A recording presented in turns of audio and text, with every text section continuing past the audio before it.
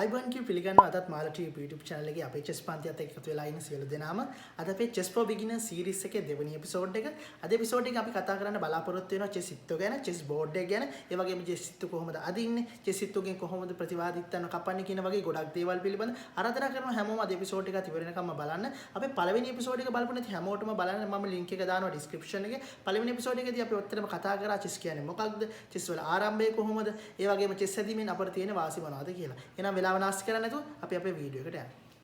පාඩම පටන් ගන්න කලින් මම ඔයාලට නැවත පාරක් ආරාධනා කරනවා MarlaTUBE YouTube channel එක දැනටම subscribe කරලා නැත්නම් subscribe කරන්න මගේ channel එක MarlaTUBE. ඒ වගේම press කරන්න bell icon එක නොවැරදීම. එහෙම කරොත් හැම සතියෙම දාන chess videos ඔයාලට නොවැරදීම බලන්න පුළුවන්. chess board එකේ ඉන්නවා ඉත්තු 32ක්. සුදුට 16යි, කළුට 16යි. ඉත්තු 32ක් විදියට board එකේ ඔය 32 හැදිලා තියෙන්නේ ඉත්තු 6 දෙනෙක්ගේ. අපි මුලින්ම බලමු මේ ඉත්තු 6 දෙනා කවුද කියලා. හරි මේ තමයි chess board එකේ අපි පාවිච්චි කරන ඉත්තු 6 දෙනා. මේ ඉත්තු 6 දෙනාගේ නම සංකේතය වගේම වටිනාකම් පිළිබඳ හොඳ අවබෝධයක් අපට අනිවාර්යයෙන්ම තියෙන්න ඕනේ.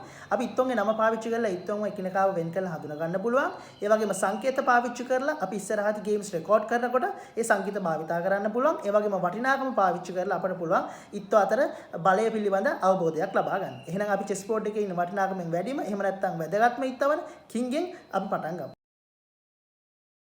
මේ තමයි king chess board එකේ ඉන්න වැදගත්ම ඉත්තා. මෙයාගේ සංකේතය තමයි capital K. මෙයා chess board එකේ ඉන්න වැදගත් ඉත්තා. එහෙම නැත්නම් වටිනාකමින් වැඩිම ඉත්තා හින්දා විශේෂ අගයක් මෙයාට assign කරන්න ඕනේ නැහැ. මෙයාගේ බලය පිළිබඳ අවබෝධයක් ලබා ගන්න. ඒක හින්දා මෙයාට අපි විශේෂ අගයක් assign කරලා නැහැ. මේ තමයි queen chess board එකේ ඉන්න බලයෙන් වැඩිම ඉත්තා කියලා කියන්න පුළුවන්. මෙයාගේ වටිනාකම 9යි. මෙයාගේ සංකේතය capital Q.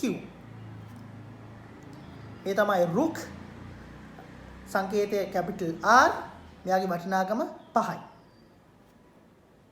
මේ තමයි knight සංකේතය capital N. මොකද පළවෙනි අකුර capital K ගන්න බෑ. මොකද capital K අපි king ට දීලා තියෙන්නේ. ඒකින්ද අපි යාගේ දෙවෙනි අකුර ගන්නවා. capital N තමයි මෙයාගේ සංකේතය. එහෙම නැත්නම් අකුර. මෙයාගේ වටිනාකම 3යි. මේ තමයි bishop සංකේතය capital B. ඒ වටිනාකම 3යි. එතකොට bishop ගේ knight ගේ වටිනාකම සමානයි. ඒකින්ද දෙන්නගේ බලය ගැන අපිට කියන්න පුළුවන් මේ දෙන්නගේ බලය සමාන අගයක් තියෙනවා කියලා. මේ තමයි pawn සංකේතය capital P වටිනාකම 1යි. chess board එකේ ඉන්න වටිනාකමෙන් අඩුම ඉත්ත තමයි pawn. එයාගේ වටිනාකම 1යි. chess board එකේ ඉන්න වටිනාකමෙන් වැඩිම ඉත්ත queen. එයාගේ වටිනාකම 9යි. rook ගේ 5යි, knight ගේ 3යි, bishop ගේ 3යි, pawn ගේ 1යි. king ට විශේෂාගයක් අපි assign කරලා නැහැ. මොකද king තමයි chess board එකේ ඉන්න වැදගත්ම ඉත්තා. හරි. අපි දැන් ඉගෙන ගත්තා chess board එකේ පාවිච්චි කරන ඉත්තු ගැන. අපි දැන් ඉගෙන ගන්න යන්නේ chess board එක ගැන. මම chess board එක ගැන ඔයාලට කියලා දෙන්නේ අපේ demonstration board එක පාවිච්චි කරලා. අපි එහෙනම් දැන් යමු අපේ demonstration board එකට. හරි. මේ තමයි අපේ demonstration board එක. අපි දැන් ඉගෙන ගමු chess board එක ගැන demonstration board එක පාවිච්චි කරලා. ඔයාලට පේනවා chess board එකේ කොටු 64ක් තියෙනවා. උඩින් ඉඳලා පල්ලෙහාට. එහෙම නැත්නම් සිරස් අතර තියෙන කොටු පේලි 8ක් තියෙනවා. තිරස් අතර තියෙන කොටු පේලි 8ක් තියෙනවා. සම්පූර්ණ chess board එකේ තියෙන කොටු 64ක්. මේ උඩින් ඉඳලා පල්ලෙහාට තියෙන එහෙම නැත්නම් vertical සිරස් කොටු පේලි වලට අපි කියනවා files කියලා. මේ හරස් අතර එහෙම නැත්නම් තිරස් අතර එහෙම නැත්නම් horizontally තියෙන මේ කොටු පේලි වලට අපි කියනවා ranks කියලා. ඔයාලට පේනවා මේ files නම් කරන්න යටින් ඉංග්‍රීසි අකුරු ලියලා තියෙනවා. ඒ කියන්නේ මේ ෆයිල් එක තමයි A ෆයිල් එක. මේ තමයි B ෆයිල් එක. අපි ඉංග්‍රීසි අකුරු පාවිච්චි කරලා තමයි මේ files නම් කරන්නේ. මේ ෆයිල් එක H ෆයිල් එක. ඒ වගේම ranks වලට යහපැත්තේ ඔයාලට පේන numbers දාලා තියෙනවා. ඒ කියන්නේ 1 2 3 4 5 6 7 8 කියලා. මේ numbers පාවිච්චි කරලා අපිට පුළුවන් මේ ranks නම් කරන්න. එතකොට මේක තමයි පළවෙනි rank එක, මේක තමයි දෙවෙනි rank එක, තුන්වෙනි rank එක, ඒ වගේ 8 වෙනි rank එක වෙනකන් ranks 8ක් තියෙනවා. ඒ ඉඳලා H වෙනකන් files උත් 8ක් තියෙනවා. chess board එකේ files ranks නම් කරන්නේ මෙන්න මේ විදියට. හරි.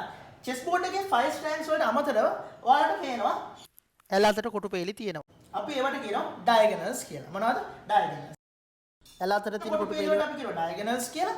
උඩින් ඉඳලා පල්ලෙහාට තියෙන කොටු පේලි වලට කියනවා files කියලා. ඒ වගේම හරස් අතර එහෙම නැත්නම් තිරස් අතර තියෙන මේ කොටු පේලි වලට අපි කියනවා ranks කියලා. හරි. ඊළඟට අපි දැනගන්න ඕනේ මේ chess board එකේ තියෙන කොටු නම් කරන්නේ කොහොමද කියලා. right. මේ chess board එකේ කොටු ගොඩක් තියෙනවා. කොටු 64ක් තියෙනවා. මේ හැම කොටුවකටම නමක් තියෙනවා. මේ හැම කොටුවෙම නම අපි ගන්නෙ ඒ කොටුව අයිති ෆයිල් එකේ rank එකේ නම පාවිච්චි කරලා. උදාහරණයක් වශයෙන් මේ කොටුව අයිති වෙන්නේ A ෆයිල් එකට. ඒ වගේම පළවෙනි rank එකට. එහෙනම් අපි මේ කොටුවට කියනවා A1 කොටුව කියලා. A1 කොටුව. මේ කොටුව ගත්තොත් අයිති වෙන්නේ D ෆයිල් එකට. D ෆයිල් එකට. මේ වල ඉංග්‍රීසි අපෙන් කියන්න පුළුවන් ඒ කොටුව අයිති වෙන ෆයිල් එක. මේක අයිති වෙන්නේ D ෆයිල් එකට. ඒ වගේම මේක අයිති වෙන්නේ 5th rank එකට. එහෙම නැත්නම් 5 වෙනි rank එකට. එතකොට අපි මේ කොටුවට නම කියනවා D5 කියලා. මේ වගේ chess board එකේ තියෙන හැම කොටුවකටම අදාළ නම අපි දැනගන්න ඕනේ. හරි. මේ කොටුවේ නම මොකද්ද? මේ කොටුව ආයිත් වෙන්නේ H file එකට. ඒ වගේම පළවෙනි රෑන්ක් එකට. ඒක හින්දා මේ කොටුවට අපි කියමු H1 කියලා. මේ කොටුව E file එකට ආයිත් වෙන 8 වෙනි රෑන්ක් එකේ කොටුව E8. මේ කොටුව D5. මම හිතනවා දැන් ඔයාලට හොඳ අවබෝධයක් ලැබෙන්නේ නැති chess board එකේ කොටු ගැන. right? chess board එකේ උඩ ඉඳලා පල්ලෙහාට තියෙනවා files. හරස් අතට මේවා තියෙනවනේ. ranks. එහෙම ඇලතර තියෙන. කොටු පෙළවට අපි කියනවා diagonals කියලා. right? අපි files නම් කරනවා ඉංග්‍රීසි අකුරු වලින්, ranks නම් කරනවා numbers වලින්. ඒ වගේම අපි කොටු නම් කරන විදිය අපි ඉගෙන ගත්තා. ඒ වගේම මේ diagonals අපි නම් කරනවා කොටු වල නම් භාවිතා කරලා. diagonal එක අයිති වෙන්නේ මේ එක යන්නේ මේ පළවෙනි මේ කොටුවේ ඉඳලා මේ කොටුවට. එතකොට අපි මේ diagonal එකේ නම දෙනවා A1 to H8 diagonal කියලා. උදාහරණයක් වශයෙන් මේ diagonal එක අපි ඒක නම් කරනවා A8 to H1 diagonal කියලා. හරි. මම හිතනවා ඔයාලට chess board එක ගැන හොඳ අවබෝධයක් ලැබෙන්නේ නැති කියලා මම කරපු පාඩමේ අපි කතා කරා chess board එකේ තියෙන සිරස් අතර තියෙන කොටු පෙළි එහෙම නැත්නම් files ගැන, තිරස් අතර තියෙන කොටු පෙළි ranks ගැන, ඒ වගේම ඇලයට තියෙන කොටු පෙළි diagonals ගැන අපි කතා කරා. ඒ වගේම අපි කතා කරා chess board එකේ කොටු නම් කරන්නේ කොහොමද කියලා. අපි ඊළඟට බලන්නේ chess board එකේ ඉන්න ඉත්තු කොහොමද හරියට අදින්නේ, ඒ වගේම ඒ ඉත්තුකින් කොහොමද ප්‍රතිවාදී ඉත්තන්ව හරියට කපන්නේ කියලා. මේ දේවල් තමයි මම ඊළඟ කොටසෙන් උගන්වන්නේ. එහෙනම් අපි වෙලාව නාස්ති කරන්නේ නැතුව ඊළඟ කොටසට යමු. හරි අපි දැන් බලමු රුක් අදින්නේ කොහොමද කියලා. රුක්ට පුළුවන් එයා ඉන්න ෆයිල් එක දිගේ රෑන්ක් එක දිගේ ඕනම කොටුවකට යන්න. උදාහරණයක් වශයෙන් මෙතන ඉන්න රුක්ට up down sideways එයා ඉන්න ෆයිල් එක දිගේ රෑන්ක් එක දිගේ ඕනම කොටුවකට යන්න පුළුවන්. දැන් මෙතන ඉඳගෙන මේ කොටුවට යන්න පුළුවන්. මෙතෙන්ට මේ ඕනම කොටුවකට යන්න පුළුවන්. ඒ වගේම පල්ලෙහාට මේ කොටුවට මේ ඕනම කොටුවකට යන්න පුළුවන්. මේ පැත්තට මේ කොටුවට ඕනම කොටුවකට යන්න පුළුවන්. හැබැයි රුක් යන මාර්ගයේ ප්‍රතිවාදී ඉත්තෙක් හරි එහෙම නැත්නම් තමන්ගේ ඉත්තෙක් හරි හිටියොත් එයාට යන්න පුළුවන් ඒ ඉත්තා ඉන්න කොටුවට වෙනකම් විතරයි. මොකද එතනින් එහාට උඩින් පැනලා යන්න බෑ. මොකද රුක්ට බෑ අනිත් ඉත්තගේ උඩින් පැනලා වෙන කොටුවකට යන්න. හරි. දැන් මේ ක්වෙස්චන් එක දිහා බැලුවොත් ඔයාලට පේනවා මෙතන ඉන්න ප්‍රතිවාදී ක්‍රීඩකයෙක් නේ තමන්ගෙම පිළේ ඉත්තේ. මෙතන ඉන්නවා තමන්ගෙම පිළේ ඉත්තේ. එහෙම නැත්නම් ෆ්‍රෙන්ඩ්ලි පීස් එක. මෙතන ඉන්න ප්‍රතිවාදී පෝන් කෙනෙක්. මෙතනත් ඉන්න ප්‍රතිවාදී පෝන් කෙනෙක්. දැන් මේ වගේ අවස්ථාවක රුක්ට ඕනම කොටු ගානක් ඉහළට පල්ලෙහාට යන්න පුළුවන් කියලා කිව්වට මෙතනදී මේ රුක්ට යන්න පුළුවන් මේ කොටුවට වෙනකන් විතරයි. මොකද මේ කොටුවට යන්න බෑ. මොකද මේ කොටුවේ ඔල්රෙඩි තමන්ගේම පිළේ ඉත්තෙක් ඉන්නවා. මොකද අපි චෙස් වල නීතියක් තියෙනවා. එක කොටුවේ ඉත්තෝ දෙන්නෙක්ට එකට ඉන්න බෑ. ඒකිට මේ රුක්ට මේ කොටුවට කවදාවත් යන්න බෑ. එහෙනම් මේ රුක්ට යන්න පල්ලෙහාට මෙතෙන්ට වෙනකන් විතරයි. මේ පැත්තට බැලුවොත් රුක්ට මේ කොටුවට වෙනකන් යන්න පුළුවන්. මොකද මේ කොටුවේ ඔල්රෙඩි තමන්ගේ පිළේ ඉත්තෙක්ගෙන් ඔකියුපයි වෙලා තියෙනවා. මේ පැත්තට බැලුවොත් මෙතන ඉන්නේ ප්‍රතිවාදී ඉත්තෙක්. ප්‍රතිවාදී ඉත්තෙක් ඉන්නවා නම් අපිට පුළුවන් ඒ ඉත්තව කපන්න. මොකද රුක් ඉත්තෝ කපන්නේ එයා යන මාර්ගයේම ප්‍රතිවාදී ඉත්තෙක් හිටියොත් එයාට පුළුවන් ඒ ප්‍රතිවාදී ඉත්ත ඉන්න කොටුවට ගිහිල්ලා එයා ඒ කොටුවේ ඉන්න. ඒතකොට ප්‍රතිවාදී ඉත්තව කැපෙනවා. දැන් මෙතන ප්‍රතිවාදී ඉත්තෙක් ඉන්නවා. රුක්ට මේ මාර්ගයේ යන්න පුළුවන් නිසා රුක්ට පුළුවන් මේ පෝර්ණ කපන්න මේ කොටුවට ගිහිල්ලා මෙහෙ වන්න. දැන් අපිට මේ ඉත්ත දිහා බැලුවොත් මෙයාත් ප්‍රතිවාදී ඉත්තෙක්. එතකොට රුක්ට පුළුවන් මේ ඉත්තව කපන්න ඒ කොටුවට ගිහිල්ලා මේ ඉත්තව කපලා දාන්න පුළුවන්. හැබැයි මම කලින් කිව්වා වගේ මේ ඉන්නේ අපේ තමන්ගේම ඉත්තෙක් ඉඳ එයාට බෑ මේ කොටුවට යන්න. එහෙනම් එයාට යන්න පුළුවන් මේ කොටුවට වෙනකන් විතරයි. දැන් මම හිතනවා ඔයාලට අදහසක් එන්නේ නැති කොහොමද රුක් අදින්නේ කියලා. රුක්ට අදින්න පුළුවන් up down sideways ඕනම කොටුවකට. හැබැයි එයාගේ යන මාර්ගය බාධකයක් තියෙන්න බෑ. බාධකයක් තිබුණොත් ඒ බාධකේ තමන්ගේ පිළේ ඉත්තෙක් නම් ඒ කොටුවට කලින් කොටුවට වෙනකන් විතරයි යන්න පුළුවන්. හැබැයි බාධකයේ තියෙන ඉත්ත ප්‍රතිවාදී ඉත්තෙක් නම් රුක්ට පුළුවන් ඒ කොටුවට ගිහිල්ලා ඒ ප්‍රතිවාදී ඉත්තව කපා ගන්න. හරි දැන් බලමු අපි බිෂොප් අදින්නේ කොහොමද කියලා. බිෂොප් අදින්නේ ඩයගනල්. දැන් මෙතන බිෂොප් ඉන්නකොට බිෂොප්ට පුළුවන් මේ ඩයගනලි මේ ඕනම කොටුවකට අදින්න. මේ අතර ඩයගනලි ඕනම කොටුවකට අදින්න පුළුවන්. මේ බිෂොප් ඉන්නේ කළු කොටුවක. ඒක හින්දා මේ බිෂොප්ට කවදාවත් සුදු කොටුවකට යන්න බෑ. මොකද මේ බිෂොප් යන ඩයගනලි මේ යන ඕනම කොටුවක් කළු පාට කොටුවකට තියෙනවා. දැන් මෙතන ඉන්න බිෂොප්ට මේ කොටුවට යන්න පුළුවන්. මෙතෙන්ට මේ ඕනම කොටුවකට යන්න පුළුවන්. මේ අතර මේ කොටුවට ඕනම කොටුවකට යන්න පුළුවන්. ඒ වගේම මේ පැත්තට මේ කොටු තුනෙන් ඕනම කොටුවකට යන්න පුළුවන්. මේ අතර මේ ඩයගනල් එක දිගේ මේ කොටු තුනෙන් ඕනම කොටුවකට යන්න පුළුවන්. හැබැයි අපි රුක් අදිනකොට ඉගෙන ගත්තා වගේ බිෂොප් යන ඩයගනල් එකේ මොන හරි බාධකයක් තියෙනවා නම් බිෂොප්ටත් යන්න පුළුවන් ඒ බාධකයේ තියෙනකන් විතරයි. අපි බලමු ඒ කොහොමද කියලා. හරි අපි ඉගෙන ගත්ත බිෂොප්ට ඩයගනල් එක දිගේ ඕනම කොටු ගානකට යන්න පුළුවන් කියලා. ඕනම කොටුවකට යන්න පුළුවන් කියලා. හැබැයි මෙතන වලට පේනවා මෙතන තමන්ගේ සේම් කලර්. එහෙම නැත්නම් ෆ්‍රෙන්ඩ්ලි පීස් එකක් තියෙනවා. එතන මෙතන ෆ්‍රෙන්ඩ්ලි පීස් එකක් තියෙනවා. මෙතන ඔපොනන්ට්ගේ පීස් එකක්. එහෙම නැත්නම් ප්‍රතිවාදී ඉත්තෙක් ඉන්නවා. මෙතනත් ප්‍රතිවාදී ඉත්තෙක් ඉන්නවා. එතකොට මේ බිෂොප්ට මේ ඩයගනල් එක දිගේ යන්න පුළුවන් මෙතෙන්ට වෙනකන් විතරයි. මොකද මෙතෙන්ට යන්න බෑ. මෙතන ඔල්රෙඩි තමන්ගේ ඉත්තෙක් ඉන්නවා. මොකද මෙයාට මේ බිෂොප් මේ පෝන පාන්නලා උඩින් පැනලා මේ කොටුවට යන්නත් බෑ. ඒකින්ද එයාට යන්න පුළුවන් මේ කොටුවට විතරයි. මේ පැත්තෙන් බැලුවොත් මෙතන ෆ්‍රෙන්ඩ්ලි පීස් එකක් ඉන්නවා. මෙයාව උඩින් පන්නලා මෙතෙන්ට යන්න බෑ. බිෂොප්ට කවදාවත් තවත් ඉත් එක්ක උඩින් පැනලා යන්න බෑ. ඒක හින්දා මේ කොටුවටත් යන්න බෑ. එහෙනම් මේ පැත්තෙන් බිෂොප්ට මොන කොටුවකටවත් එක කොටුවකටවත් යන්න බෑ. රයිට්?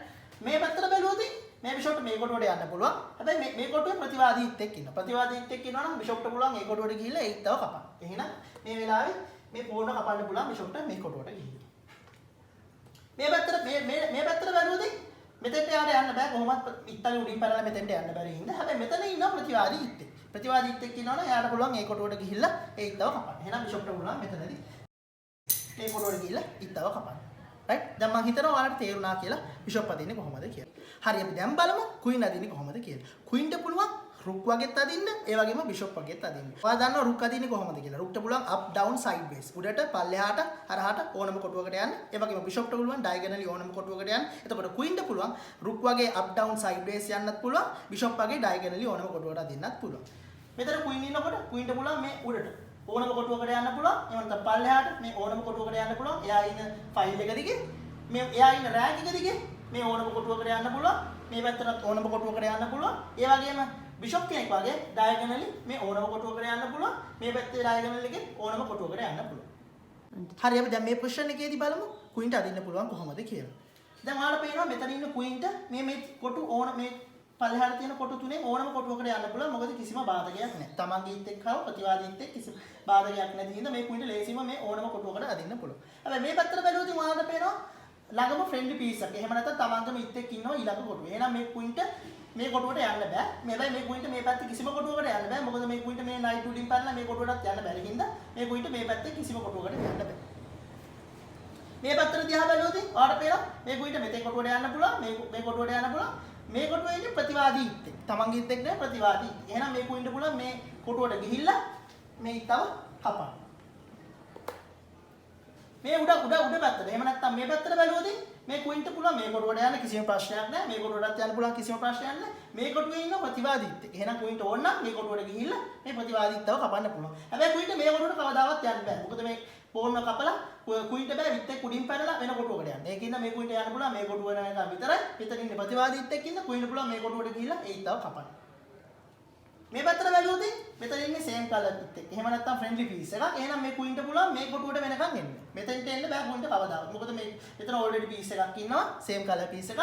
එහෙනම් ක්වීන්ට මේ කොටුවට වෙලා කොටු ඉත්තෝ දෙන්නෙක් එකම කොටුවේ ඉන්න බෑ. ඒකේද ක්වීන්ට යන්න පුළුවන් මේ පැත්තේ මේ කොටුව වෙනකන් විතරයි. මේ පැත්තේ ෆ්‍රෙන්ඩ්ලි පීස් එකක් ඉන්නවා. එහෙනම් මේ පැත්තේ ක්වීන්ට යන්න පුළුවන් මේ කොටුවට වෙනකන් විතරයි.